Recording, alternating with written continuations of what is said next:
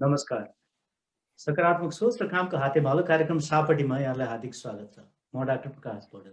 अहिले यो कार्यक्रम फेसबुक र युट्युबमा प्रत्यक्ष प्रसारण भइरहेको छ र डिछोमको च्यानल नम्बर 102 मा पनि यसलाई छिटै हेर्न सक्नुहुनेछ।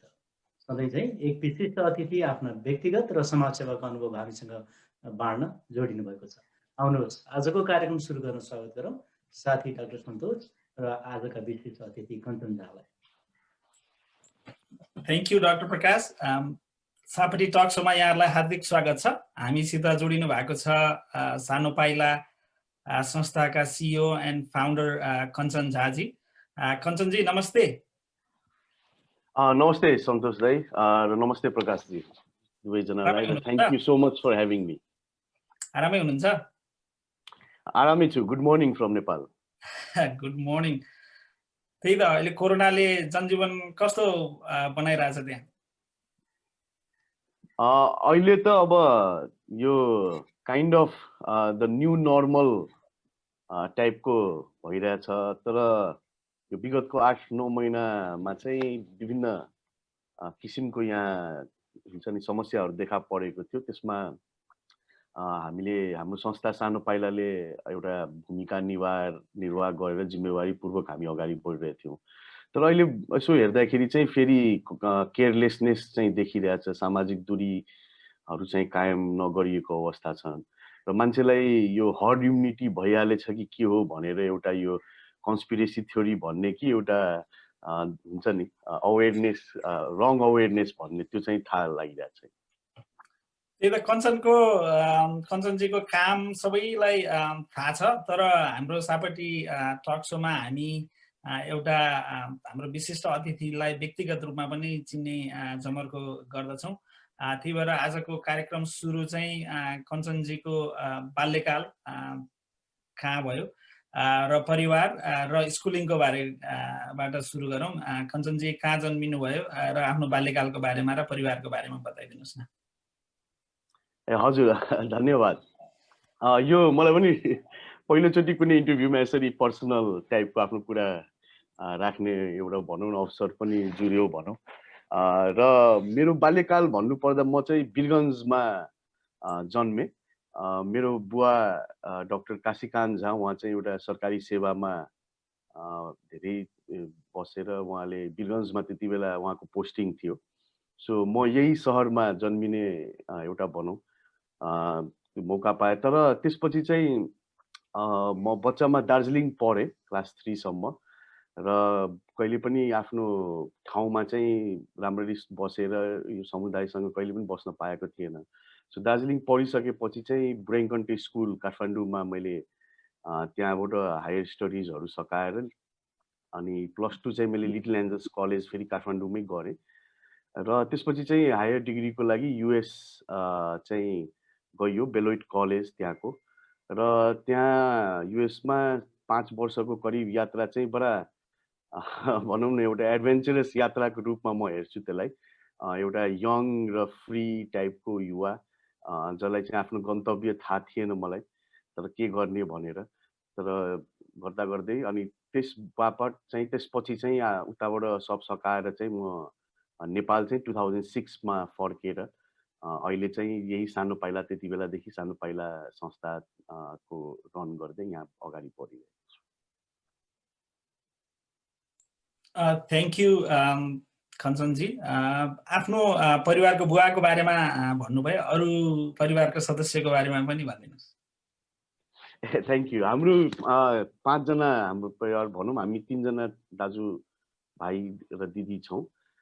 मम्मी मेरो एउटा सामान्य हाउसवाइफ हुनुहुन्छ र उहाँ चाहिँ बेसिकली हुन्छ नि हामीलाई हुर्काउने र हामीलाई जुन एउटा भनौँ न जीवनको शिक्षा चाहिँ म भन्छु उहाँबाट नै मैले आमाबाट नै सिकेर धेरै कुरा चाहिँ मैले अहिले जीवनमा अपनाउन सकिरहेको छु। मेरो दिदी चाहिँ उहाँ पनि डक्टरै हुनुहुन्छ, उहाँ चाहिँ युकेमा हुनुहुन्छ, सी इज बेस्ड देयर। र मेरो दाई चाहिँ उहाँ पनि फेरि डक्टरै हुनुहुन्छ। सो एउटा डक्टर फ्यामिली हो। म र आमा चाहिँ डक्टर होइन, 2 जना बाहेक चाहिँ सबैजना हुन्। अनि भाउजू हुनुहुन्छ, उहाँ पनि उहाँ चाहिँ डक्टर हुन्न, मास कम्युनिकेसन उहाँ गरेर उहाँ पनि अहिले काठमाडौँमै उहाँ बसिरहनु भएको छ, तर दाई र म चाहिँ यहीँ वीरगन्जमै बसेर हामी बढी यहाँ काम गर्छौँ। सो यो डक्टरहरूको फ्यामिलीमा चाहिँ म चाहिँ अलिकति अलग केही गर्ने चाहिँ मेरो एउटा भनौँ हबी जस्तो चाहिँ यो भएको हो।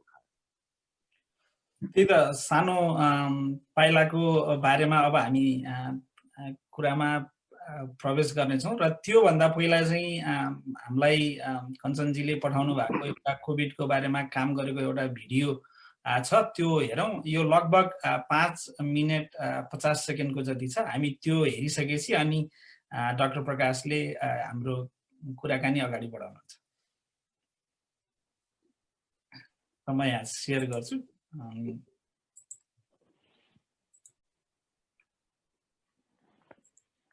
पछिल्लो समय पर्सा अर्थात् वीरगन्ज कोभिड-19 को हटस्पटको रूपमा देखिन थालेको छ।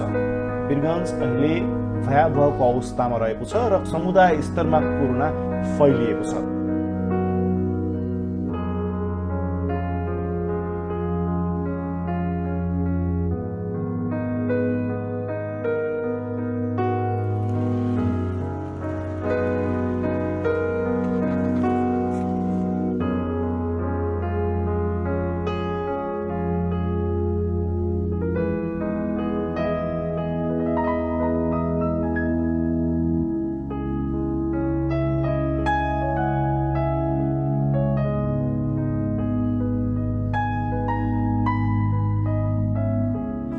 जब सरकारले बन्दाबन्दी लकडाउनको घोषणा गर्यो त्यसपछि समुदायमा चाहिँ धेरै अन्योलको चाहिँ हुन्छ नि एउटा वातावरण चाहिँ सृजना भएको थियो। अब के गर्ने, अब कसरी हामी बाँच्ने, र जो बेसिकली मजदुर र श्रमिक वर्गहरू थिए जो दिनचर्या जसको दैनिक जीवन चाहिँ मजदुरी गरेर बिताउनुहुन्छ, उहाँहरूको समुदायमा चाहिँ एउटा ठुलो नै अन्योलको माहौल थियो। यस्तो अवस्थामा चाहिँ हाम्रो संस्था सानो पाइला चाहिँ जो अलरेडी ग्राउन्डमा भएर काम गरिरहेको संस्था हो, त्यसले चाहिँ यो महसुस गरेर चाहिँ हामीले आफ्नो संयन्त्रलाई चाहिँ जति सक्दो चाँडो चाहिँ हामीले मोबिलाइज गर्यौँ आफ्नो सोसल मोबिलाइजरहरू मार्फत। र त्यो मोबिलाइज गर्दाखेरि चाहिँ पहिलो कुरा जो चाहिँ निराहार जो छन्, जो चाहिँ खाना पाइरहेका छैनन्, उनीहरूलाई भोजन उपलब्ध गराउने कामबाट चाहिँ हामीले सुरुवात गर्यौँ। हामीले यो मानवताको संरक्षणको लागि र विपदमा चाहिँ उत्पन्न हुन सक्ने जुन समस्याहरू हुन्छ त्यो आवश्यकताहरूलाई सहज गर्नको लागि चाहिँ हामी सरकारी निकायसँग चाहिँ परामर्श गऱ्यौँ र उहाँहरूको निर्देशन बमोजिम चाहिँ सुरक्षाकर्मी, स्वास्थ्यकर्मीहरूलाई सपोर्ट गर्नेदेखि लिएर भोजन गराउनेदेखि लिएर तपाईँको कोभिड-19 को टेस्टिङ बुथहरू बनाउने, स्वास्थ्य सामग्री, सुरक्षा सामग्रीहरू वितरण गर्ने र त्यो सँगै हामीले एउटा एकीकृत सहयोग डेस्क जसलाई चाहिँ इन्टिग्रेटेड हेल्प डेस्क भनेर पनि स्थापना गर्यौँ ताकि यो बन्दाबन्दीमा चाहिँ विभिन्न किसिमका परिवारहरूलाई चाहिँ अति आवश्यक औषधिहरू, एसेन्सियल मेडिसिनहरूको सप्लाईहरू चाहिँ नरोकोस् भनेर। सो यस्तो बहुआयामिक कदमहरू चाहिँ हामीले चालिरहेका छौँ। मानवताको भाव हजारौं मैले गाएँ कवितामा, तर ती सारा विफल भइकन फोस्रो भए श्याम।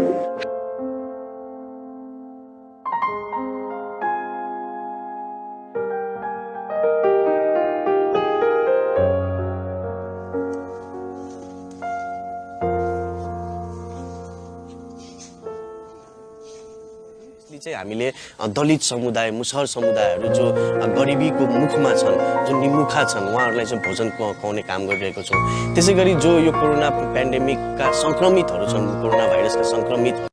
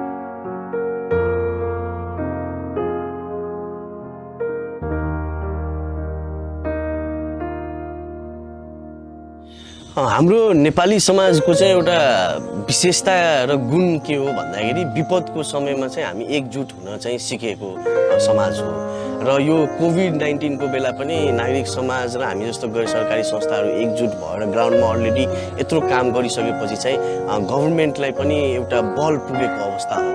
सो यो कुरालाई हेर्दाखेरि चाहिँ मलाई आशा छ कि हामीले अवश्य यसको चुनौतीहरू त अझै आउन बाँकी नै होला, तर यो चुनौतीहरूलाई बिस्तारै पार गर्न सक्छौँ र यसको एउटा उदाहरण चाहिँ वीरगञ्ज सहर नै हो।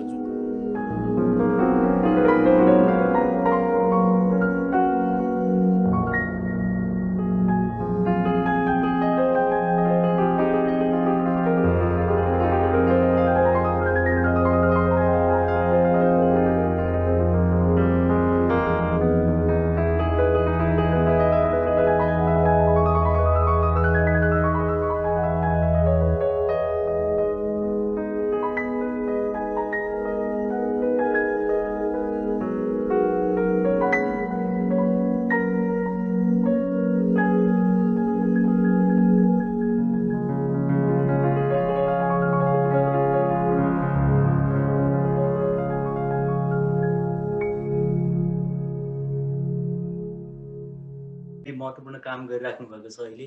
यो सानो पाइला भर्खरै 14 वर्ष लाग्यो क्यारे होइन? हजुर हजुर प्रकाशजी, अस्ति भर्खरै हामीले 14 वर्षको आफ्नो वार्षिक उत्सव मनाएका छौँ। यो सानो पाइलाको स्थापना गर्ने यो विचार, यो कन्सेप्ट कहाँबाट आयो?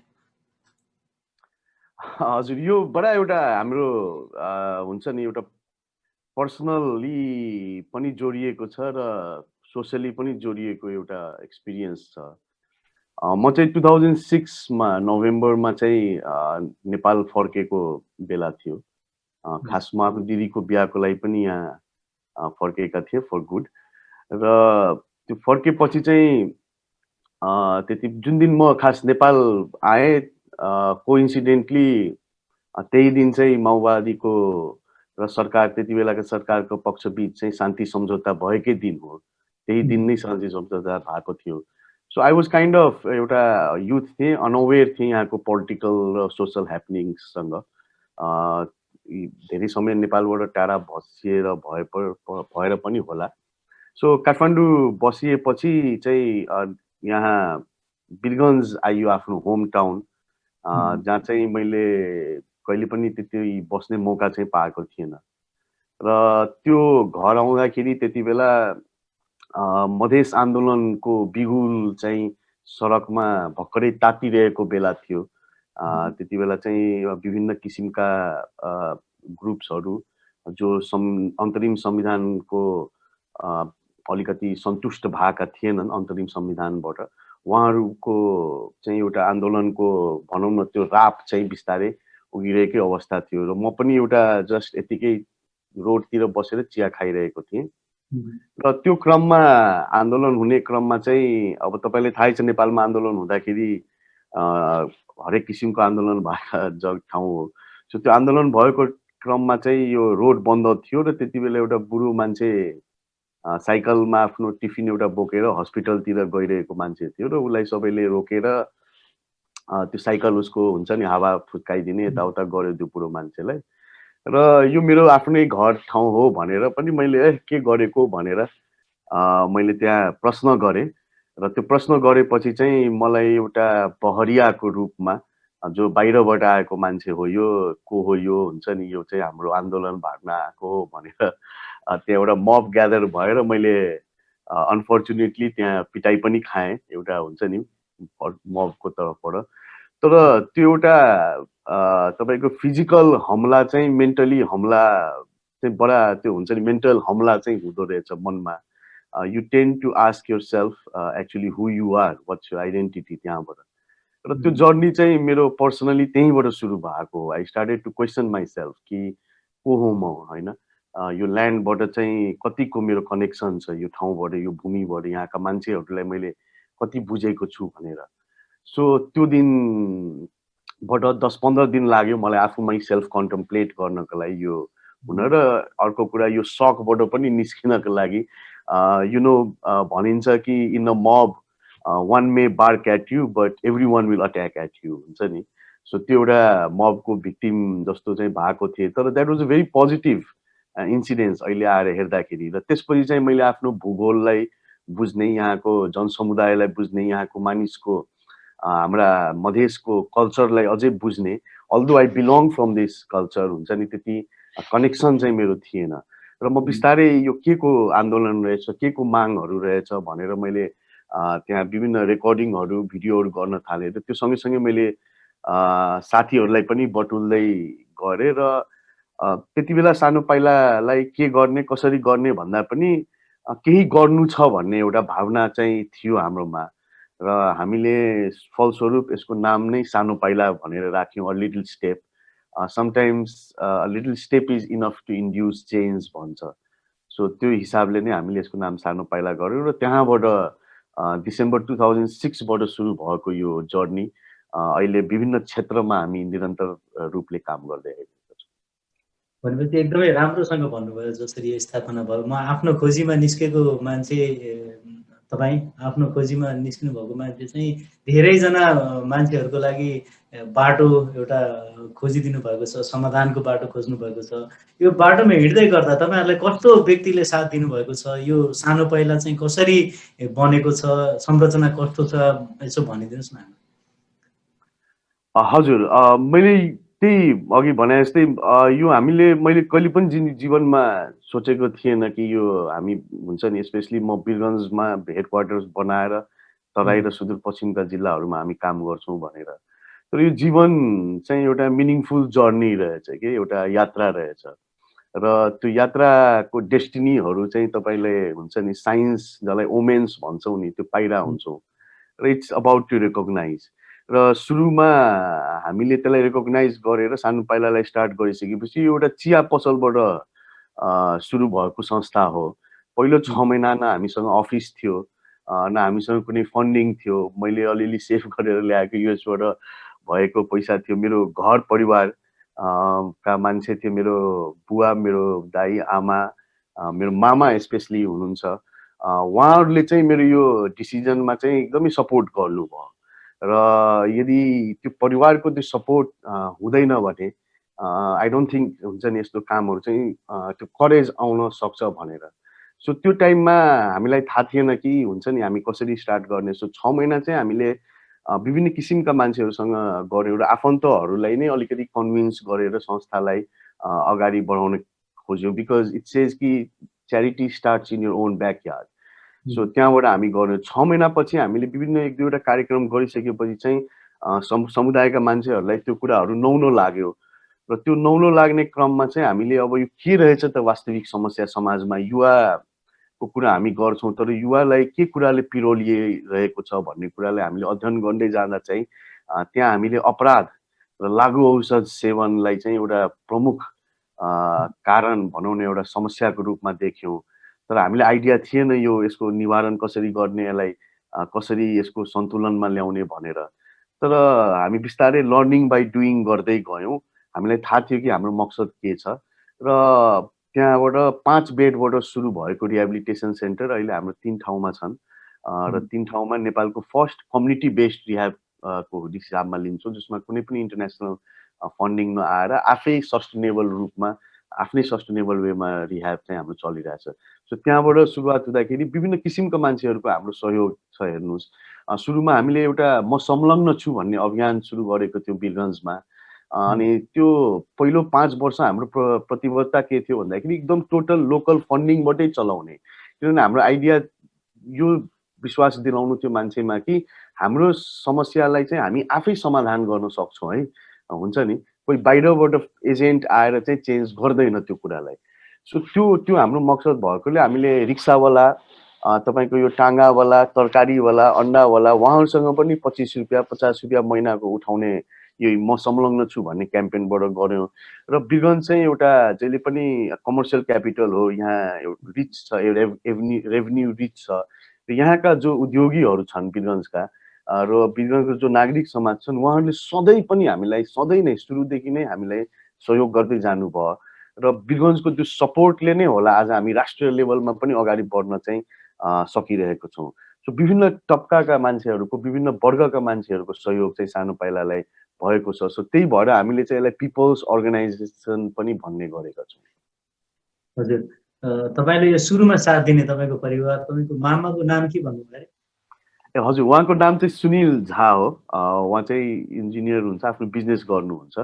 तर उहाँले नै हामीलाई सुरुवातमा यो अफिस को स्पेस दिने कामदेखि लिएर एउटा मेरो तर्फबाट चाहिँ वार्षिक तिमीहरूलाई यति हो भनेर भन्नुभयो।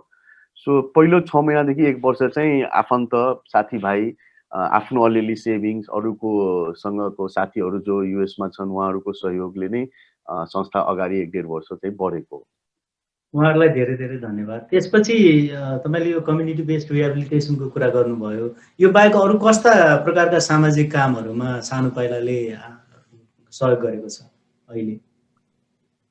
हजुर, हामी अहिले कुल 6वटा सेक्टरमा हामी काम गरिरहेका छौँ।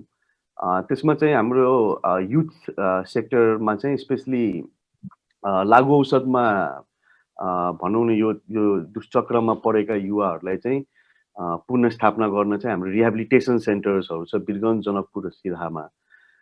र त्यो सँगैसँगै हामी यो जेलमा बसेका युवाहरू जो हिजोको दिनमा अपराधमा लागेका थिए, हिजोको दिनमा भूमिगत समूहहरूमा लागेका थिए, अथवा जो राजनीतिक अपराधको खोल ओढाएर उनीहरूबाट जुन कामहरू गराइन्थ्यो, त्यो युवाहरू जब जेलमा बस्छन् उनीहरूलाई चाहिँ जेलबाट निस्किसकेपछि चाहिँ उहाँहरूको हामी इन्टिग्रेसन प्लान बनाउँछौँ। र त्यसमा चाहिँ हामीले विभिन्न किसिमका अहिलेसम्म लगभग 50 जना युवाहरू जो हिजोको दिनमा किडन्यापर्स थिए, तपाईँको एक्सटोर्सन गर्ने केटाहरू हुन्छ नि, मर्डरर्सहरू जो जनयुद्धमा गएका छन्, जो यो यस्तोमा छन्, त उहाँहरूलाई पनि हामीले रिहेबिलिटेट गर्छौँ। र रिहेबिलिटेट मात्र गर्दैनौँ, उहाँहरूलाई हामी सोसल बिजनेस मार्फत लगाएर अथवा संस्थाभित्र नै कुनै न कुनै तहमा दिएर सोसल मोबिलाइजर्सहरू बनाउने काम पनि गरेको छौँ। अस्ति भर्खरै हाम्रो इम्प्याक्ट रिपोर्ट पनि निस्क्यो। त्यसमा लगभग हामीले 2000 जना युवाहरूलाई चाहिँ प्रत्यक्ष रूपले रिहेबिलिटेट गर्न चाहिँ सफल भएका छौँ र त्यसमा उहाँहरूको फ्यामिलीसँग पनि प्रत्यक्ष रूपले जोडिएको छौँ। त्यो बाहेक चाहिँ हाम्रो बाल क्षेत्रमा पनि धेरै कार्यक्रमहरू हामी गर्दै आइरहेका छौँ। अहिलेसम्म लगभग 300 जना बालबालिकालाई चाहिँ हामीले बेचबिखनबाट र यस्तो एक्सप्लोइटेटिभ कन्डिसन्स जुन भन्छ नि, त्यस्तोबाट चाहिँ उद्धार गर्न सफल भएका छौँ। त्यसमा स्पेसली इन्डियामा सर्कसमा बेचिएका बालबालिकाहरू र उहाँहरूलाई रेस्क्यु गरिसकेपछि हाम्रो फर्स्ट प्रायोरिटी चाहिँ परिवारसँगको पूर्ण मिलन हुन्छ र धेरैजसो केसमा चाहिँ पूर्ण मिलन भएकै हुन्छ र पूर्ण मिलन भइसकेपछि चाहिँ हामीले उहाँहरूको शिक्षा र स्वास्थ्यको लागि चाहिँ सपोर्ट गर्छौँ। र पूर्ण मिलन नभएका बालबालिकालाई चाहिँ हाम्रो सानो घर भनेर छ जो वीरगञ्ज र जनकपुरमा छ। अहिले 23 जना बालबालिका छन् जसलाई चाहिँ 21 वर्षको उमेरसम्म चाहिँ हामीले नै भविष्य उहाँहरूको हेर्ने, सानो पाइला नै फ्यामिली जस्तो रूपले बढ्ने छ। र यो बाहेक हामी स्वास्थ्य र शिक्षामा पनि काम गर्दै आइरहेको छौँ। स्कलरसिप्सहरू दिन्छौँ मार्जिनलाइज्ड फ्यामिलीजलाई, लाइब्रेरीहरू स्थापना गर्ने कामहरू भइरहेको छ। र त्यो सँगैसँगै क्राइसिस रेस्पोन्स चाहिँ अहिले आएर एउटा ठुलो कम्पोनेन्ट पनि हाम्रो भएको छ, जुन यो कोभिडको पनि अहिले भयो। र पहिला पनि हामीले महाभूकम्पको बेला, टोर्नेडो, फ्लडको बेला चाहिँ सानो पाइला पहाडमा पनि पुगेर चाहिँ हामीले लगभग त्यति बेला पनि 15,000 परिवारलाई राहत दिएका थियौँ। गोर्खामा एउटा सानो गाउँ जस्तो नै निर्माण गरेर माहुरी पालनमा पनि लगभग 125 वटा परिवारलाई हामीले लगाएका थियौँ भूकम्प पीडितहरूलाई। सो यो एउटा एनजिओ नभएर हामी मल्टिसेक्टरल काम गरिरहन्छौँ कम्युनिटीको निड अनुसार। र म सधैँ भन्ने गर्छु कि यो दाता रिजाउने भन्दा पनि समुदायलाई सुहाउने काम चाहिँ हामीले बढी गर्ने काम चाहिँ हामीले गरिरहेर हुन्छौँ। र अहिलेको ट्रेन्ड हेर्नुहुन्छ भने जुन ठाउँमा फन्डिङ छ सबैजना त्यही काममा लाग्छन्, तर यथावत विधिवत जुन समस्या छ त्यसको लागि चाहिँ कसैले काम गर्ने अवस्था नभएकोले चाहिँ हाम्रो जस्तो संस्थाले चाहिँ चारैतिर हात फैलाएर यो संयन्त्रलाई मोबिलाइज गर्दै अगाडि बढ्यो। थ्याङ्क यू कञ्चनजी, धेरै राम्रो कुरा सेयर गर्नुभयो हामीलाई। र यो संस्थाले यति धेरै काम गरेछ, यसको आर्थिक गतिविधिको बारेमा स्रोतहरू के हुन् र कसरी भनौँ न पहिला सुरुमा आफै परिवारबाट सुरु गर्नुभएको थियो, अहिले कस्तो कस्तो सहयोगहरू आउने गरेको छ र अहिले वार्षिक बजेट लेटली कस्तो छ त्यो सेयर गरिदिनु हामीहरूलाई। डेफिनेटली यो हाम्रो पहिलो वर्षदेखि नै हामीले यो फाइनेन्सियल ट्रान्सपेरेन्सीसँगै क्राउड फन्डिङलाई चाहिँ हामीले ध्यान दिएका छौँ र क्राउड फन्डिङमा जबसम्म तपाईँ ट्रान्सप्यारेन्ट र हुन्छ नि अकाउन्टेबल हुन सक्नुहुन्न त्यति बेलासम्म त्यो पब्लिक सपोर्ट चाहिँ आउँदैन र अहिले पनि हाम्रो संस्था लगभग 60% फन्डिङ चाहिँ हाम्रो क्राउड फन्डिङबाटै आउँछ र यसमा मधेसमा र काठमाडौँमा बसेका नेपालीहरूसँगै विदेशमा बसेका नेपालीहरूको पनि एउटा ठुलो भूमिका छ र त्यो बाहेक चाहिँ म चाहिँ स्पेसली हाम्रो युएस भित्र चाहिँ हाम्रैसँगै कलेज पढेका साथीहरू भए हामीसँगै कलेजमा भएका प्रोफेसरहरू भए उहाँहरूको पनि एउटा सहयोग चाहिँ हामीलाई आउने गर्छ सानो पाइलाले अहिले नेपालमा कुनै पनि आइएनजिओसँग चाहिँ हामी कोलाबोरेसनमा काम गरेको छैनौँ तर हाम्रो बालबालिकाको प्रोजेक्टमा चाहिँ स्पेसली एउटा बियोन्ड दि अर्फनेज भन्ने ग्रुप हो उहाँहरूसँग चाहिँ जो युएस बेस्ड नै हुनुहुन्छ उहाँहरूसँग चाहिँ हामीले त्यसमा कोलाबोरेसन गरेको हौँ र त्यसबाहेक चाहिँ हामीले गभर्मेन्ट फन्डिङ चाहिँ एकदमै न्यून पाएका छौँ अहिलेसम्म लगभग हुन्छ नि त्यो चाहिँ 4 to 5% चाहिँ हाम्रो गभर्मेन्ट फन्डिङ त्योभन्दा माथि चाहिँ अहिलेसम्म गएको छैन सो यसरी विभिन्न डाइभर्स सेक्टरबाट आइरहेको हो र लास्ट 1 वर्षदेखि चाहिँ हामीले सोसल बिजनेसलाई पनि आफ्नो रेभेन्यूको रूपमा चाहिँ अगाडि बढाइरहेका छौँ संस्थाले अलरेडी 2टा सोसल बिजनेस इस्टाब्लिस गरिसकेको छ र अब एक्सपेक्टेसन चाहिँ कि नेक्स्ट इयरदेखि त्यो पनि एउटा मेन स्ट्रिम रेभेन्यू भएर आउँछ कि भनेर सो यसरी नै हामीले विभिन्न गरिरहेका छौँ र कुनै पर्टिकुलर अर्गनाइजेसनले चाहिँ फन्डिङ नगरेर क्राउड फन्डिङ र एकदम स्मल ग्रुप्सहरूसँग चाहिँ हामी काम गर्छौँ धन्यवाद यो संस्था यति ठुलो बनाइसक्नुभयो सानो पाइला अहिले दौडिने जस्तो भइसकेको छ संस्था चाहिँ हामीले हेर्दाखेरि चाहिँ यो यति धेरै इन्सपिरेसन अरूलाई दिनुहुन्छ तर यो काम गर्ने ड्राइभ भित्रबाट कताबाट आउँछ र राति यसले निन्द्रा खराब गर्छ कि गर्दैन कन्सेप्टको यो रेस्पोन्सिबिलिटीले गर्दा चाहिँ निन्द्रा त खराब पनि गरेको छ तर मिठो निन्द्रा पनि दिन्छ सँगै र आई थिङ्क त्यो ब्यालेन्स नै हो जहाँ चाहिँ फ्रस्ट्रेसन र इन्सपिरेसन बिचको ब्यालेन्स चाहिँ मान्छेले लिनुपर्छ भन्छ फ्रस्ट्रेसन नहुनु पनि राम्रो होइन जस्तो लाग्छ मलाई I think we have to get angry within our self to change our self र इन्सपिरेसन चाहिँ यो आई थिङ्क यो एउटा एडिक्सन जस्तो हुँदो रहेछ कि तपाईँले यो once you start seeing that positive change can happen तपाईलाई लाग्छ कि हुन्छ नि you can change the world but it's very hard to change the world so हामीले त्यही भएर one step at a time को फिलोसफीलाई चाहिँ इम्ब्रेस गरेको छौँ र one step at a time गर्दाखेरि चाहिँ यहाँको जुन यथावत समस्या छ र आफू एउटा अपर्चुनेट प्रिभिलेज भएर मैले बाहिर पनि एजुकेसन पाएँ बाहिर जाने एक्सपोजर पाएँ युएसमा 4-5 वर्ष बस्ने जुन एक्सपोजर पाएँ त्यो हामी धेरै नेपालीहरूको यहाँ छैन र त्यो एक्सपोजर पाइसकेपछि चाहिँ पोसिबिलिटिज अपर्चुनिटिज त दुनियाँमा धेरै रहेछ नि त हुन्छ नि यही विश्व नै हो नि यही वीरगञ्ज अथवा यही जनकपुर अथवा यही कर्णाली र त्यो न्युयोर्कमा खासै त हुन्छ नि विश्व त एउटै हो त किन हामी यस्तो फरक होला भनेपछि हाम्रो आफ्नो एउटा पर्सेप्सन हाम्रो काम गर्ने तरिकाको कारण होला सो त्यो इन्सपिरेसनले चाहिँ हामी पनि यहाँ केही गर्न सक्छौँ नेपालमा पनि धेरै सम्भावना छ भनेर पनि एउटा त्यो नै आफै बीच एउटा इन्सपिरेसन चाहिँ हो जस्तो लाग्छ मलाई त्यही त अब यो अब हामीहरूले पनि धेरै नै कामहरू गरिरहेका छौँ नेपालमा विगतमा 5 वर्षमा म एकदमै एक्टिभली काम पनि गरिरहेको छु धेरै जसो कामहरू एटलिस्ट मैले थाहा पाएकोसम्म बागमतीको वरिपरि नै हुन्छ सानो पाइला अलिकति बाहिर धेरै काम गरेको संस्था मध्ये थोरै संस्थाहरू मध्ये एउटा संस्था हो यो त्यो बाहेक सानो पाइला अरू केमा फरक छ अरू गैर सरकारी संस्थाहरू भन्दा हजुर अब यो कोभिड-19 कै हामीले हेर्ने हो भने अब जुन हिसाबको हजुरको प्रोएक्टिभ हामी माथि सपोर्ट थियो सहायता सेव्सहरूको जुन सपोर्ट थियो अर्गनाइजेसनहरूको त्यसले नै हामीलाई एउटा फ्युल जस्तो गरेर पनि त्यो करेज र हुन्छ नि त्यो चाहिँ दिएको हामीलाई गर्नको लागि तपाईले बडो राम्रो पोइन्ट भन्नुभयो कि बागमतीको यो प्रदेशभित्र नै अलमोस्ट हुन्छ नि तपाईँको म्याक्सिमम कन्सन्ट्रेटेड छ सोसल वर्क डेभलपमेन्ट वर्कहरू र स्पेसली फरेन एडको पनि यदि कुरा गर्ने हो भने foreign aid not in the sense of कि क्राउड फन्डिङ जुन तपाईँ हामीले हुन्छ नि कलेक्सन गरेर गर्छौँ बरु त्यो क्राउड फन्डिङ चाहिँ नेपालको ठाउँ ठाउँमा पुगिरहेछ भन्ने मलाई भास छ तर जुन आधिकारिक च्यानलले आउँछ फरेन एड जुन नेपालमा एउटा ठुलो हिस्सा ओगटेको छ त्यो चाहिँ कतै न कतै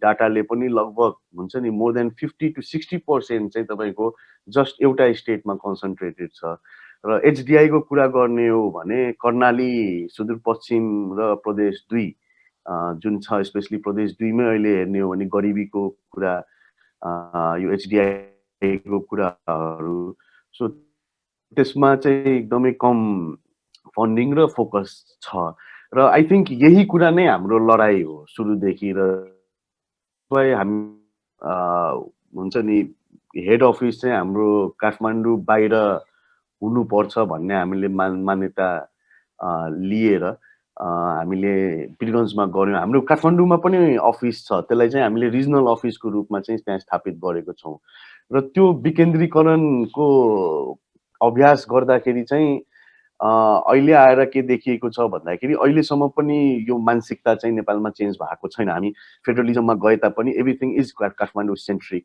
र काठमाडौँ सेन्ट्रिक हुँदाखेरि काम नहुने करप्सनको इस्युज बढी हुने र नचाहिएको सेक्टरमा टन्नै फन्डिङलाई च्यानलाइज गरिएको छ चाहिने कुरामा नेपालमा यथावत प्रब्लम्सहरूलाई चाहिँ कुनै रूपले देखिएको छैन फर इक्जाम्पल कोभिड-19कै बेला यदि हेर्नुहुन्छ भने ग्राउन्डमा तपाईँले 2 देखि 3-4वटा संस्थाभन्दा बढी कोही थिएन काम गरिरहेको र यो 4-5वटा जुन संस्थाले काम गरिरहेको थियो त्यसको परिवेश हेर्नुहुन्छ भने आफैले खडा भएको संस्था समुदायको सपोर्टमा तपाईँहरू जस्तै नेपाली दाजुभाइ दिदी बहिनीहरूको सपोर्टमा बाहिरबाट चाहिँ अगाडि बढिरहेको संस्था हो सो यो क्वेसन आई थिङ्क यो प्रश्न सोध्नु एकदम भूमिका हामी जस्तो एक्टिभिस्टहरूलाई जरुरी छ कि किन यो सेटअप हुन सकेन कहाँ किन प्रेजेन्स हुन सकेन यस्तो कोभिड-19को क्राइसिस र पेन्डेमिकको बेला पनि so I think foreign aid policy नेपालमा चेन्ज हुन जरुरी छ र यसलाई फेडरलिजमको अनुसार अहिले पनि कति प्लेयर्सहरू जो छन् काठमाडौँमा त्यसले एक्सेप्ट गर्न खोजिरहेका छैनन् कि नेपालमा फेडरलिजम आइसकेको छ नेपाल डिसेन्ट्रलाइजेसनमा जान लागेको छ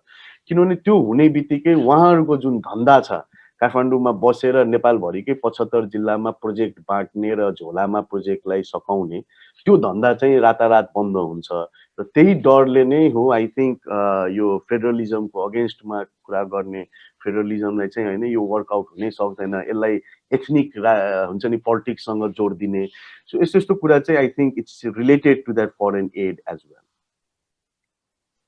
धन्यवाद हाम्रो दर्शकहरूको लागि यो जानकारी दिइहालौँ हामी अहिले सानो पाइलाका संस्थापक तथा सिइओ कञ्चन झासँग प्रत्यक्ष कुराकानी गरिरहेका छौँ फेसबुकमा र यो भिडियोलाई यहाँहरूले पछि डिस्कमको च्यानल नम्बर 102 मा पनि हेर्न सक्नुहुनेछ अब यो कुरा अगाडि बढाउँदै जाँदा अब समसामयिक कुराहरू नगरी अगाडि बढ्न सकिँदैन जस्तै यो कोभिडको महामारी जुन छ यसले त असर नगरेको सायदै कुनै जीवन होला यो पृथ्वीमा अहिले यसमा चाहिँ तपाईँहरू कसरी संलग्न हुनुभयो र के गरिरहनु भएको छ यसको बारेमा थोरै भनिदिन सक्नुहुन्छ हामीले अघि भिडियो पनि हेऱ्यौँ तर पनि यसमा थोरै त्यसलाई समराइज गर्ने खालको एउटा कुरा हामी सेयर गरौँ न किनभने त्यो एकदमै महत्त्वपूर्ण कामहरू गरिराख्नु भएको छ सानो पाइला मार्फत हजुर स्योर थ्याङ्क यू हामीले त्यही लगभग लकडाउनको पहिलो दिनदेखि नै जब लकडाउन घोषणा भयो जुन दिन त्यो दिनको साँझदेखि नै हामीले यो खाना खुवाउने अभियान चाहिँ सुरु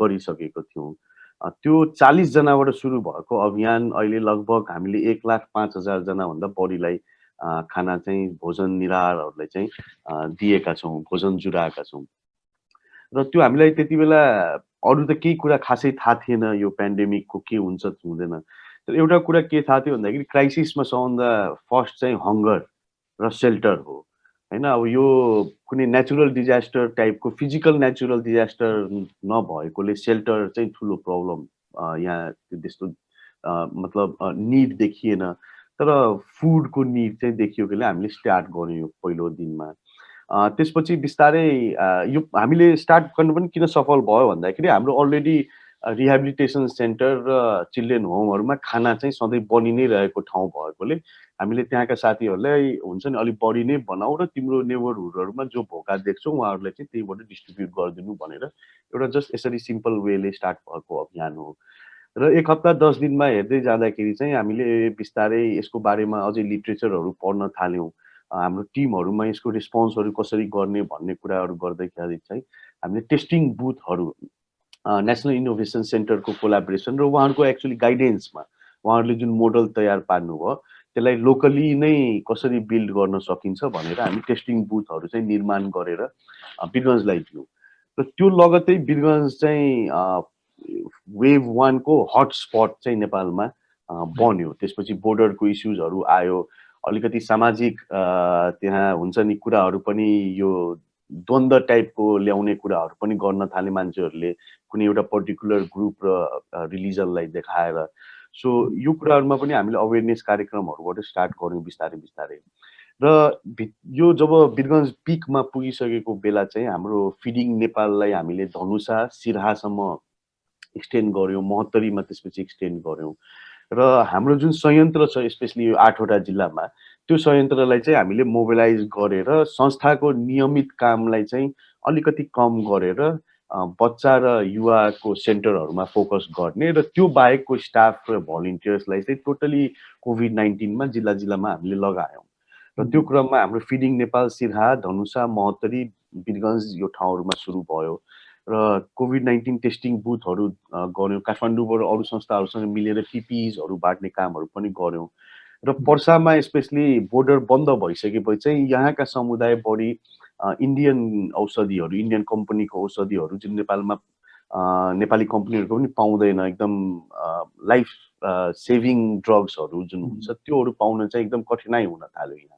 सो हामीले नेपाल प्रहरीसँग एउटा इन्टिग्रेटेड हेल्प डेस्क बनायौँ। नेपाल प्रहरी, आर्मी, सशस्त्र प्रहरी र अरू संस्थाहरू पनि थिए, युवा संस्थाहरू। सो उहाँहरूसँग गरेपछि एउटा हटलाइन इस्टाब्लिस गरेर जिल्लाभरि चाहिने औषधिहरूको डिमान्डलाई पनि बिस्तारै आपूर्ति गर्न थाल्यौँ र त्यसमा लगभग 5000 परिवारलाई चाहिँ हामीले औषधिहरू घर घरमै, त्यति बेला लकडाउनमा बाहिर निस्किनु नपरोस् भनेर घर घरमै पुर्यायौँ। रासन बाँड्ने कामहरू गर्यौँ हामीले त्यसपछि र पछि गएर अलिकति हुन्छ नि सरकारलाई अझै दम दिनको लागि चाहिँ आइसोलेसन सेन्टर्सहरू नै खडा गर्यौँ जुन चाहिँ वान अफ द फर्स्ट थियो। त्यसमा हाम्रो सन्तोष सापकोटा दाई हुनुहुन्छ, निशाजी हुनुहुन्छ, एकजना सहायता नेपालको निशा थापाजी, उहाँहरूको जुन एउटा गाइडेन्स थियो त्यसले हामीलाई पनि आँट दियो। किनभने आइसोलेसन सेन्टर जहाँ सरकारले चलाउन नसक्ने अवस्थामा हामी जस्तो गैर सरकारी संस्थाले चलाउन सक्छ त भन्ने त्यो कन्फिडेन्स चाहिँ थिएन। तर उहाँहरूको म धन्यवाद दिन चाहन्छु। त्यो गाइडेन्स र सपोर्टले चाहिँ हामीले अफकोर्स गर्न सकिँदो रहेछ भन्ने कुरा चाहिँ हामीले त्यो गऱ्यौँ र त्यो कम्युनिटी आइसोलेसन सेन्टर चाहिँ हामी स्थापना गऱ्यौँ र it became a model actually कि यो हुन्छ नि कम पैसामा 4 टाइम मिल्स हुन्छ नि वेल इक्विप्ड आइसोलेसन सेन्टर, सफा र हाइजिनिक चाहिँ दिन सकिँदो रहेछ भनेर। सो हामीले लगभग 370 रुपियाँमा चाहिँ 4 टाइम खाना खुवाइरहेछौँ वीरगञ्जमा त्यो सङ्क्रमितहरूलाई पनि। सो लगभग 800-900 जना सङ्क्रमितलाई पनि 4 टाइम मिलको खाना खुवायौँ र यस्तो बहुआयामिक कामहरू चाहिँ हाम्रो भइरहेको छ। र एउटा यसमा लास्टमा म जोड्न चाहन्छु, एउटा महत्त्वपूर्ण काम चाहिँ के भयो भन्दाखेरि चाहिँ यो कोभिड-19 एउटा प्रोटेक्टेड ओपिडी जस्तो पनि हामीले डिजाइन गर्यौँ। त्यसमा अगेन म उहाँ सन्तोष सापकोटाजीलाई सम्झिन चाहन्छु। त्यो एउटा प्रोटोटाइप चाहिँ उहाँले नै बनाइदिनु भएको थियो। सो त्यो प्रोटोटाइपलाई लोकल स्किलसँग जोडेर नेसनल इनोभेसन सेन्टरका इन्जिनियरहरूले चाहिँ त्यो हामीलाई दिनुभयो र त्यसको लोकल मेटेरियल्स चाहिँ हामीले यहाँ भेटाएर त्यो गऱ्यौँ। अहिले त्यो धेरै अब अनफर्चुनेटली नेपालमा राजनीति घर घरमा प्रवेश गरेको छ हरेक इस्युमा। सो यो कोभिड-19 प्रोटेक्टेड ओपिडी जुन छ नि अहिले त्यस्तो फुल सञ्चालन नभएको राजनीतिकै कारण हो त्यहाँ पनि। सो तर त्यसलाई चाहिँ हामीले एउटा मोडलको रूपमा चाहिँ बनाएर सक्सेसफुल पार्यौँ। सो मेरो यो सबै कुराको अघि हजुरको क्वेसनसँग रिलेट लास्टमा गर्दाखेरि चाहिँ काम गर्ने हामीले नेटवर्क, लजिस्टिक्स र यहाँको त्यो एउटा सोर्स त थिँदै थियो। तर जुन हाम्रो उहाँ सन्तोष दाईबाट निशा जो सहायताको हुनुहुन्छ उहाँहरूबाट जुन आइरहेको थियो एउटा भिजनरी प्लान जस्तो र भिजनरी सपोर्ट भन्छु म त्यसलाई, त्यसबाट चाहिँ हामीले अफकोर्स यो चाहिँ मुमकिन रहेछ। किनभने सुरुमा हामीलाई खासै केही त्यस्तो चाहिँ थाहा थिएन, तर अहिले we end up doing so many things that लगभग हुन्छ नि गभर्मेन्टलाई त हामीले हात मिलाएर ह्यान्डसेक गरेर नै काम गर्न सकिरहेको छौँ अहिले। धन्यवाद। यो कोभिडको बेलामा यहाँले गर्नुभएको कामको लागि त्यहाँ यो तपाईँको कामबाट प्रत्यक्ष फाइदा पुग्ने सबै व्यक्तिहरू र तपाईँलाई मोडलको रूपमा लिएर अगाडि बढ्न सक्ने सबैको तर्फबाट हामी धन्यवाद ज्ञापन गर्न चाहन्छौँ। किनभने यो एकदमै महामारीको बेलामा यो अप्ठ्यारो परिस्थितिमा अगाडि बढेर काम गर्न खोज्नु नै एउटा ठुलो कुरा हो। त्यसमाथि तपाईँहरूले त सफल कामहरू गरिसक्नु भएको छ। अब यस्तै कामले गर्दा हो तपाईँहरूले भर्खर यो गिफ्ट एसिया नेटवर्क ब्याज प्राप्त गरेको छ सानो पाइलाले। यो के हो, यसले के माने राख्छ, यसको बारेमा थोरै भनिदिनुहोस् न। ए हजुर, यसमा यो म अलिकति एउटा कुरा जोड्न चाहेको थिएँ कि हामीले यो कोभिड-19 को कामहरू गर्दाखेरि हाम्रो आफ्नो पनि टिम मेम्बर्सहरू लगायत हाम्रो रिहाबका साथीहरू 29 जना चाहिँ यसबाट पनि हुन्छ नि इन्फेक्टेड हुनुभयो, यसबाट पोजिटिभ देखिनु भयो। तर त्यो हाम्रो टिमको जुन त्यो जुनुन थियो र जुन प्यासन थियो त्यसलाई चाहिँ म सल्युट गर्छु। किनभने उहाँहरू चाहिँ डराउनु भएन। डराउनु भन्नाले पनि उहाँहरूले चाहिँ ल हामी माथि आइपरे पनि we can solve this problem भनेर अनि त्यसले गर्दा पनि एउटा राम्रो वेले सानो पाइला चाहिँ अगाडि बढेको हो। र हजुरको यो गिफ्ट एसियाको यो ब्याज क्वेसनमा चाहिँ हामी एभ्री इयर चाहिँ गिफ्ट एसियाले चाहिँ गिफ्ट एसिया चाहिँ एउटा संस्था हो युएसमा, जसले चाहिँ बेसिकली एसियाभरिकै देशहरूमा चाहिँ राम्रो संस्थाहरू जो काम गरिरहेका छन् ग्रासरुट्समा उहाँहरूलाई रेकग्नाइज गर्ने र उहाँहरूलाई चाहिँ आफ्नो प्लेटफर्म चाहिँ दिनुहुन्छ। फर इक्जाम्पल उहाँहरूको यो ब्याज जस्तो पाएकोले भन्नाले चाहिँ सानो पाइलाको फिजिकल अफिस नै युएसमा हुनुपर्छ भन्ने चाहिँ अब छैन। It is kind of that platform हामीले पाएको।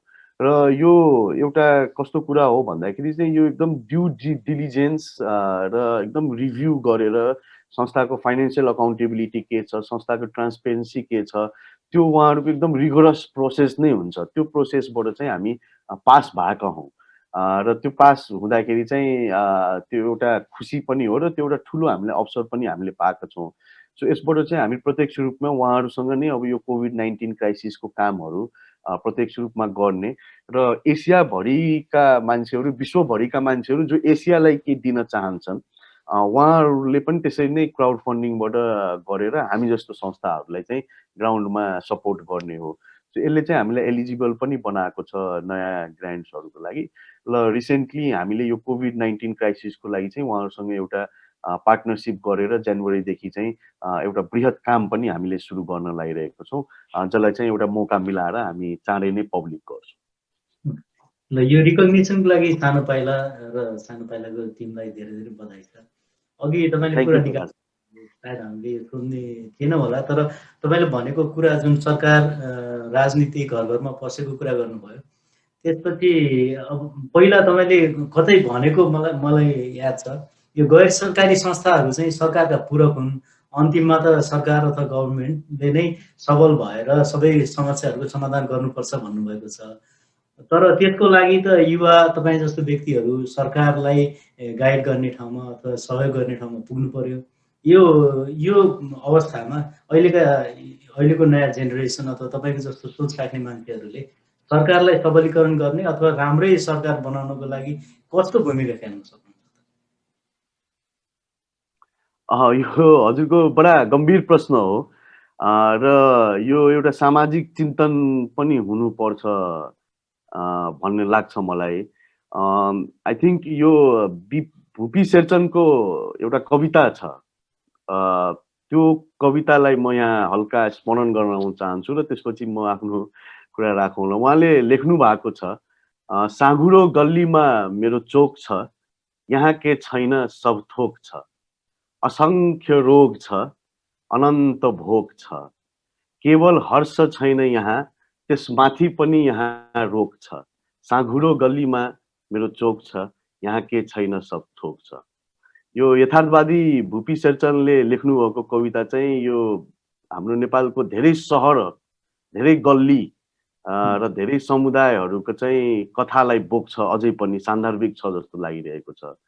र यो गल्ली गल्लीमा राजनीतिक चाहिँ एउटा विस्फोट भएर चाहिँ म यसलाई राजनीतिक भन्दिनँ, म यसलाई चाहिँ एउटा भनौँ न कुटचाली रूपमा चाहिँ हाम्रो समाज चाहिँ किन एकीकृत नभएर राजनीतिको खोल ओढेर चाहिँ कुटचालीतिर चाहिँ लागेको अवस्था हो। हाम्रो मान्यता जहिले पनि के हो भन्दाखेरि चाहिँ 20 वर्ष 25 वर्ष 30 वर्षपछि चाहिँ नेपालमा गैर सरकारी संस्थाहरूको आवश्यकतै नपरोस्, सरकार र समुदाय यस्तो बलियो होस् कि हामी आफ्नो इस्युजहरू आफ्नो समस्याहरू समाधान गर्ने सरकार स्थानीय तह चाहिँ त्यस्तो हुन सकोस् भन्ने चाहिँ हाम्रो मान्यता हो। तर it's too good to be true जस्तो लाग्छ मलाई कहिलेकाहीँ। गिभन तपाईँले नै भने जस्तो जुन नेतृत्वमा हालिमुहाली छ, जुन वर्गले त्यहाँ प्रतिनिधित्व गरिरहेका छन्, त्यसको लागि चाहिँ अवश्य नै एउटा नयाँ पिँढीको जरुरत छ। र हामी तपाईँ जस्तो युवाले आफू कसरी इन्भल्भ हुनु भन्दा पनि यो नेटवर्क एउटा तयार पार्न जरुरी छ, जहाँ चाहिँ कसैलाई त्यो नेतृत्व दिनुभन्दा पनि एउटा त्यो रिले रेस हुन्छ नि, त्यो रिले रेसको लिडरसिप चाहिँ हाम्रो समाज हाम्रो देशमा चाहिँ हुन सकेन। यो बुढापाकाहरूले के बुझ्दैनन् कि हाम्रो काम सक्यो, हामीले प्रजातन्त्र ल्यायौँ, अब त्यो बेटन चाहिँ नयाँलाई दिउँ जसले प्रजातन्त्रलाई चाहिँ नयाँ भेहिकलको साथ अगाडि बढ्छ। र आई थिङ्क हाम्रो पुस्ता हो जसले चाहिँ बोर्डर लाइनमा छ, न यताको भयो न उताको भयो। सो एउटा त्यो पुस्ताले जहिले पनि आफ्नो लागि होइन कि अब नेक्स्ट जेनेरेसनको लागि हामी काम गर्छु भन्ने फर्स्ट मानसिकता आउनु पर्यो। र एक दुईजना राम्रा मान्छे राजनीतिमा आएर चाहिँ त्यस्तो पनि एकैचोटि परिवर्तन आउने होइन, त्यो एउटा ठाउँको आउला। तर मलाई के लाग्छ भन्दाखेरि हामी पनि त्यो सोसाइटीकै मिरर हो, पोलिटिक्स पनि सोसाइटीकै मिरर हो। सो जनताले अब बुझ्न जरुरी छ कि पोलिटिक्स भनेको कसैलाई नेतालाई जिताइदिए, त्यो नेता कहिलेकाहीँ मेरो घरमा आउँछ, मेरो काम गराइदिन्छ भन्दा पनि त्यो एउटा दायित्वको रूपमा राजनीतिलाई बुझ्नु पर्यो कि मैले राजनीतिको बेला मैले भोट दिँदाखेरि मैले समर्थन गर्ने नेताहरू जो हुन्छन्, जो प्रतिनिधिहरू हुन्छन्, त्यसलाई मैले कति अकाउन्टेबल बनाउन सक्छु भोलिको दिनमा भन्ने हो। नत्र यो बिजनेसकै रूपमा हुन्छ। हेर्नुहोस्, मेयरको चुनावको लागि 4-5 करोड इन्भेस्ट गर्यो, त्यसपछि 10-15 करोड कमायो र नेक्स्ट चोटि त्यो बेटन जुन राम्रो कामको बेटन रिलेमा दिनुपर्ने हो त्यो हुन्छ नि, त्यो पैसाको बेटन चाहिँ दिने काम भइरहेको छ। उदाहरणको लागि हेर्नुहुन्छ भने हाम्रै वीरगञ्ज महानगर जो यति सम्भावना भएको सहर हो, नेपालको वान अफ द धनी सहर हो। हेर्नुहोस्, यो हुन्छ नि फाइनेन्सियल क्यापिटल हो। सो गर्वले त हामी फाइनेन्सियल क्यापिटल भन्छौँ, तर यहाँ एउटा ढल पनि छैन, हुन्छ नि त। यु कान्ट इभन इमेजिन, यहाँ ढल छैन। यहाँ मच्छरले मान्छेको जीवनलाई डिक्टेट गरिरहेको छ। एउटा सानो मच्छरले गर्दा तपाईँ एउटा सानो प्लान बनाउन सक्नुहुन्छ। र यहाँका नेतृत्वको कुरा सुन्नुभयो भने त हुन्छ नि, सिङ्गापुर र यो हङकङ त कहाँ छ पछाडि के यसको कुरा। तर एउटा सानो ढल, एउटा नाली, एउटा रोड छैन के यहाँ। सो त्यो नेतृत्वलाई दिनुभन्दा अगाडि चाहिँ जनताले पनि सोच्नु पर्यो कि हामीले कसलाई दिइरह हो। एकछिनको त्यो हाम्रो मधेसमा भन्छ दुलहे राजालाई एकछिनको सजावट राम्रो देख्छ, तर त्यो दुलहे राजाको त्यो हुन्छ नि पाग, त्यो पगडी खोलिसकेपछिको सजावट हेर्न चाहिँ हुन्छ नि त्यो त्यो त्यो मौका चाहिँ के अरे चौधवी चाँदको बेला चाहिँ हेर्न सकिन्छ भन्छ। सो हाम्रो राजनीति पनि त्यो चौधवी चाँद नै भएको हो, बिचबिचमा देखिने र ठुला कुरा गर्ने। र अहिले आएका युवा पुस्ता पनि यसमा सतर्क हुन जरुरी छ। हामी राजनीतिमा मात्र जाने गर्छु भनेर कोही युवा पुस्ताले हुन्छ भनेर हुँदैन, संस्कार डेभलप गर्न जरुरी छ। र अन्तिममा म यसलाई फेरि भुपी शेरचनकै कविताबाट खास जोड्न चाहन्छु कि हामीले यति सबै कुराहरू चेन्ज गर्यौँ। हेर्नुहोस्, यो हुन्छ नि व्यवस्था चेन्ज गर्यौँ, सङ्घीय व्यवस्था ल्यायौँ, लोकतन्त्र ल्यायौँ, तर संस्कार चाहिँ हामीले कहिले पनि परिवर्तन गर्न सकेनौँ। अहिलेको राजनीतिक संस्कार पनि त्यही हो।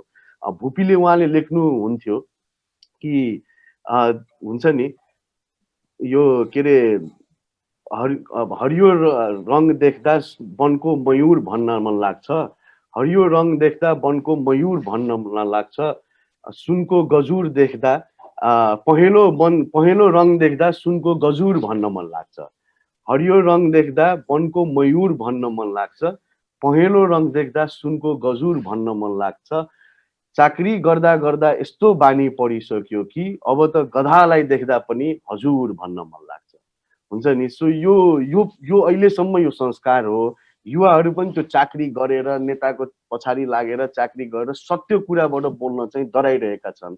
त्यही कारण प्रति प्रश्न गर्न जरुरी छ र त्यो प्रति प्रश्न गर्नु नै आई थिङ्क लोकतन्त्रमा सबभन्दा ठुलो राजनीति हो। धन्यवाद। यो तपाईँले भनेको कुरा भनिराख्दा मलाई यो मैले भर्खरै कतै सुनेको थिएँ, अब कसले भन्नुभएको उहाँको शब्द सापट नै मलाई याद त भएन, तर भन्नुभएको थियो यो व्यवस्था परिवर्तन भयो देशमा, अवस्था परिवर्तन भएन भन्ने कुरा आएको थियो। त्यो चाहिँ एकदमै भयो, अब चाहिँ अवस्था परिवर्तन हुँदैन।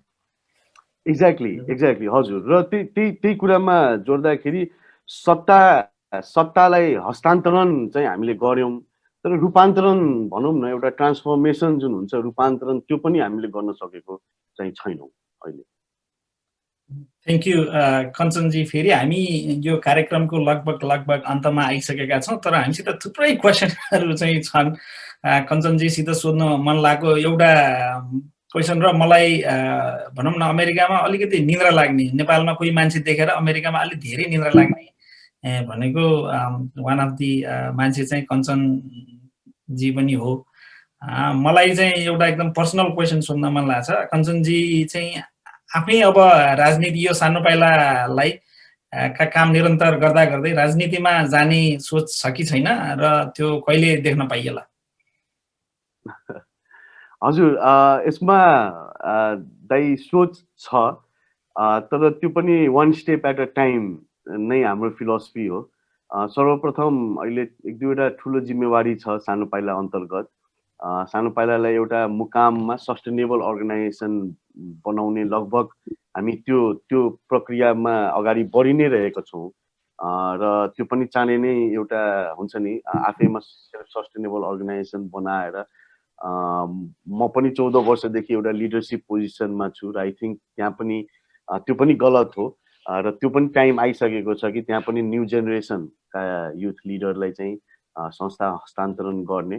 र जब त्यो काम हुन्छ त्यसपछि मेरो एउटा प्लान छ कि मधेसको टोलमा गाउँ गाउँमा घुम्ने, यो समाजवाद, यो तपाईँको कम्युनिस्टवाद, यो हुन्छ नि यो वादहरूबाट मुक्त हुने पहिलो, र जनतावादमा जान्ने, जनताले के चाहिरहेका छन्, जनताका असल समस्याहरू, सानो सानो समस्याहरू के छन् त, र त्यसको बारेमा चाहिँ म एउटा मेरो अभियान जस्तो छ कि गाउँको लेभलमा जो किसान छन्, जो तपाईँको मजदुर छन्, जो श्रमिक छन्, जसले प्रत्यक्ष रूपमा हरेक दिन राष्ट्र निर्माणमा चाहिँ आफ्नो पसिना श्रमले चाहिँ राष्ट्र निर्माणमा बढाइरहेका छन्, उहाँहरूको चाहिँ कुरालाई बुझेर एउटा शोध पत्र जस्तो पनि तयार पारेर त्यसपछि चाहिँ नेपालमा कस्तो खाले राजनीति परिकल्पना गर्न सकिन्छ, जुन भुइँ सतह राजनीति भन्छ नि, हामीले धेरै गर्यौँ अरू कुराहरू।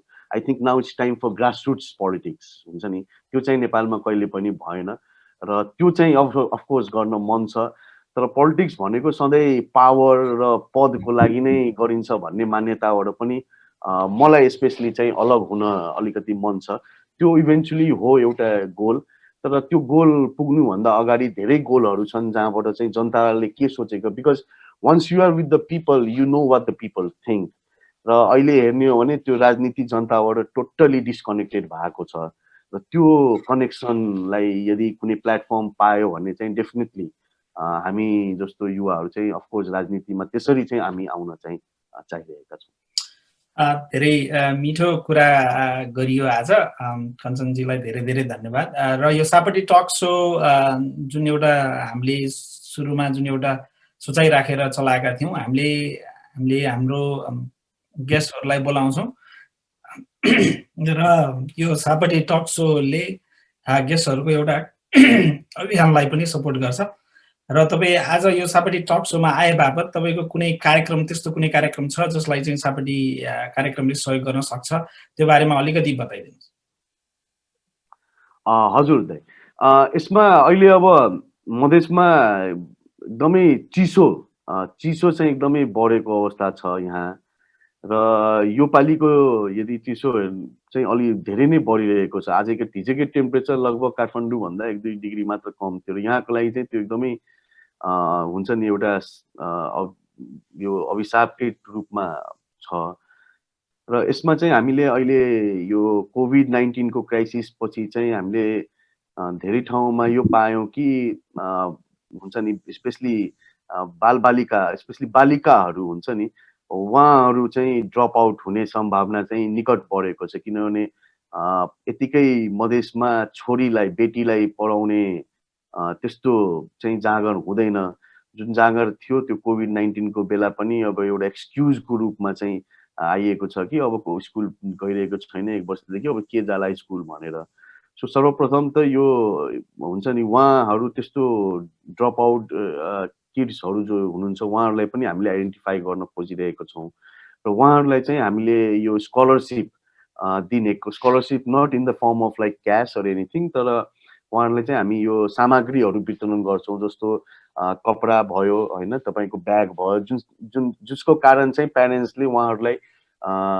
जो गरिब हुन्छ त्यो परिवारले चाहिँ त्यो छोरीहरूलाई पठाउन सक्दैन किनभने एजुकेसन त नेपालमा गभर्मेन्ट लेभलमा फ्री नै छ तर त्यो एजुकेसनसँग एडिसनल कस्टहरू आउँछ र जुन चाहिँ ड्रेस भयो होइन र यो जाडोको बेला चाहिँ न्यानो लुगा बच्चाहरूलाई न्यानो लुगाको सँगै हामीले त्यो मायाको झोला न्यानो झोला भनेर एउटा अभियान चाहिँ हामीले सञ्चालनमा ल्याउन लागिरहेको छौँ यही हप्तादेखि र त्यो न्यानो झोला अभियानमा चाहिँ बेसिकली यो गाउँमा भएका बालबालिकाहरूलाई चाहिँ जस्तो फर इक्जाम्पल सानो बच्चाहरूलाई टोपी पनि नभएको अवस्था छ गाउँहरूमा होइन तपाईँको मोजा नभएको अवस्था छ सो त्यो स्कुलसँग एजुकेसन र दुवै यो के अरे यो कोल्ड वेभसँग पनि बच्नको लागि त्यस्तो टाइपको एउटा प्याकेज चाहिँ हामीले डिजाइन गरेर वितरण गर्ने चाहिँ लक्ष्य राखेका छौँ। Thank you. मैले के एड गर्दै थिएँ भने यो कार्यक्रममा हामी 40 जना त्यति लाइफ मेम्बरहरू सस्टेनिङ मेम्बरहरू छौँ हामी सबैले मिलेर $1000 चाहिँ हामीले दिनेछौँ र कोही पनि इच्छुक हुनुहुन्छ जुन कञ्चनजीको यो कार्यक्रमलाई अभियानलाई सहयोग गर्न चाहनुहुन्छ भने उहाँहरूले सापट्टि कार्यक्रममा सम्पर्क गर्न सक्नुहुनेछ र सोझै कञ्चनजीलाई पनि सम्पर्क गरेर सहयोग गर्न सक्नुहुनेछ। र प्रकाशजी धन्यवाद। हामी यहाँले सुरु गर्नुभएको न्यानो झोला अभियानमा सहभागी हुन सक्ने हाम्रो दर्शकहरू साथीहरूले हामीलाई सम्पर्क गर्नुहोला र हामीलाई यो अमूल्य समय सापट्टि दिएर यति प्रेरणादायक यति रमाइला र केही विचारोत्तेजक कुरा राखिदिनु भएकोमा कञ्चन झालाई हामी धेरै धन्यवाद दिन चाहन्छौँ। यहाँले सुरु गर्नुभएको सानो पाइलाले लिएका यी पुरा गरेका यात्राहरूको लागि यहाँलाई र यहाँको टिमलाई धेरै धेरै बधाई छ र हामीलाई दिनुभएको समय सापट्टिको लागि यहाँलाई धन्यवाद दिँदै हाम्रा दर्शकहरूलाई पनि धन्यवाद दिँदै हामी यो पनि स्मरण गराउन चाहन्छौँ यो कार्यक्रम यहाँहरूले पछि डिस होमको च्यानल नम्बर 102 मा पनि हेर्न सक्नुहुनेछ। हामीहरूलाई हेरिदिनु भएकोमा धेरै धेरै धन्यवाद। सकारात्मक सोच र कामको हातेमालो कार्यक्रम सापट्टिमा जोडिँदै गर्नुहोस्। अहिलेको लागि स्वस्थ रहनुहोस्, खुसी रहनुहोस्। धन्यवाद। नमस्कार। नमस्ते। धन्यवाद।